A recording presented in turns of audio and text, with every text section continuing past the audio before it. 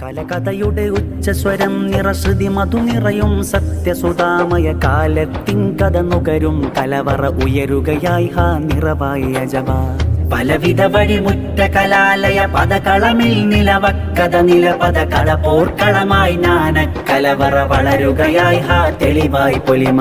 ഷാഫെസ്റ്റിൻ കുളിര് കുതിർക്കണ നാളിത മുന്നിൽ പുലരും ചന്തം നൂറിൽ ഹുദ ഒക്കെത്തൂരിൽ ചിന്തും അറിവ് ചുരത്തും ദീപം ഹരമായി പടകാലവും തിരുക്കൂട്ടിൻ വിതറും അറിവിൻ ഗന്ധം